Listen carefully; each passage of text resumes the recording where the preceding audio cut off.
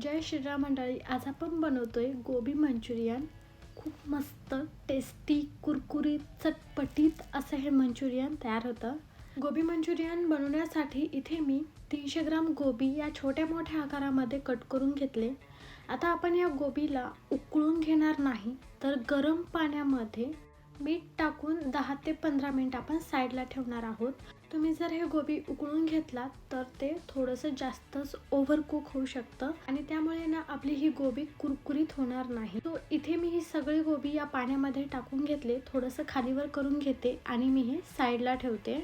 आता आपण पुढची स्टेप करूया. इथे आपल्याला बॅटर बनवायचं आहे. त्यासाठी मी इथे अर्धा कप मैदा घेतलाय, अर्धा कप कॉर्नफ्लोअर घेतले आणि एक मोठा चमचा तांदळाचं पीठ घेतलेलं आहे. अर्धा चमचा किंवा चवीपुरतं मीठ टाकून घेऊया आणि एक चमचा इथे आपण लाल तिखट टाकून घेऊया. इथे मी काश्मीरी लाल मिरची पावडर टाकलेली आहे.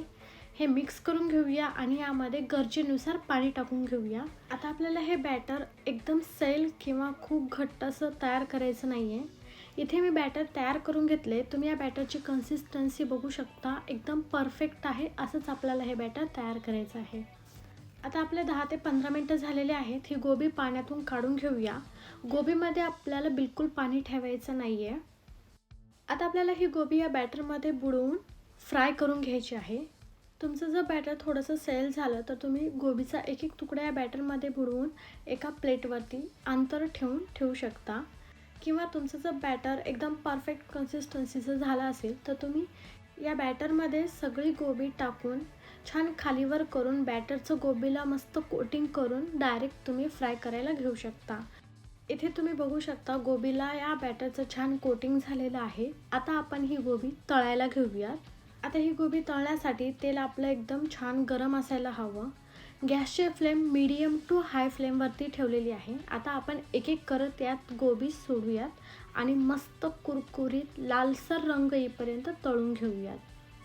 हे तळण्यासाठी आपल्याला जास्त वेळ लागत नाही. 1 ते 2 मिनिटांमध्ये हे छान तळून होते. इथे तुम्ही बघू शकता काय जबरदस्त रंग आलेला आहे. मस्त कुरकुरीत अशी ही गोबी तळून झालेली आहे. ही गोबी तुम्ही अशीच खाऊ शकता, खूप छान लागते. आता आपण ही तळलेली गोबी काढून घेऊया आणि दुसरी बॅच पण मस्त अशीच तळून घेऊया. आता आपण पुढची प्रोसेस करूया. इथे मी गॅसवर पॅन ठेवलेला आहे. यामध्ये 2 चमचे तेल टाकून घेतले. यात टाकूया बारीक कट करून घेतलेलं 2 ते 3 चमचे लसूण. लसूण हलकंसं फ्राय करून घ्यायचं आहे आणि मग यामध्ये टाकायचे 1 चमचाभर बारीक कट करून घेतलेलं आलं. आलं आणि लसूण छान फ्राय झालं की लगेचच आपण यामध्ये टाकूया बारीक कट करून घेतलेला कांदा. इथे मी अर्धा कांदा वापरलेला आहे. कांदा आपल्याला ट्रान्सपरंट होईपर्यंत फ्राय करून घ्यायचा आहे. ह्या सगळ्या भाज्या, ही सगळी प्रोसेस आपल्याला मीडियम टू हाय हीटवरच फ्राय करून घ्यायचं आहे. इथे मी अर्धी शिमला मिरची बारीक कट करून घेतले, ती सुद्धा टाकलेली आहे. यामध्ये तुम्ही तुमच्या आवडीनुसार भाज्या टाकू शकता. कोणतेही चायनीज पदार्थ फ्राय करत असताना गॅसची फ्लेम मीडियम टू हाय ठेवायची आहे, म्हणजे छान स्मोकीनेस येतो त्या पदार्थाला. इथे आपण शिमला मिरची, कांदा छान फ्राय करून घेतलेला आहे. आता यामध्ये आपल्याला सॉसेस टाकायचे आहेत. सॉसेस तुम्ही तुमच्या आवडीनुसार टाकू शकता. इथे सुरुवातीला एक मोठा चमचा मी सोया सॉस टाकले, एक लहान चमचा रेड चिली सॉस, अर्धा चमचा ग्रीन चिली सॉस आणि 1 चमचा इथे मी टोमॅटो सॉस वापरलेला आहे. हे मी खूप तिखट बनवत नाही आहे, माझ्या मुलांना जास्त तिखट आवडत नाही. त्यामुळे जर तुम्हाला हे तिखट तयार करायचं असेल तर तुम्ही यामध्ये ग्रीन चिली टाकू शकता. ग्रीन चिली सॉस थोडासा जास्त टाकू शकता. आता यात मी चमचाभर व्हिनेगर टाकून घेतले, छान मिक्स करून घेतले. यामध्ये मी अर्धा कप पाणी टाकलेलं आहे. पाण्याला छान उकळी येऊ द्यायची आहे आणि इथे बघू शकता आपल्या पाण्याला छान उकळी आलेली आहे. आता यात आपण कॉर्नफ्लोअरची स्लरी टाकूया. एक मोठा चमचा कॉर्नफ्लोअर आणि 3 ते 4 चमचे पाणी टाकून ही स्लरी मी तयार करून घेतले. यामुळे आपल्या मंचुरियनला छान दाटसरपणा येतो. यात तुम्हाला मंचुरियनची ग्रेव्ही हवी असेल तर तुम्ही अर्धा कप पाण्याऐवजी 1 ते 1.5 कप पाणी ॲड करू शकता.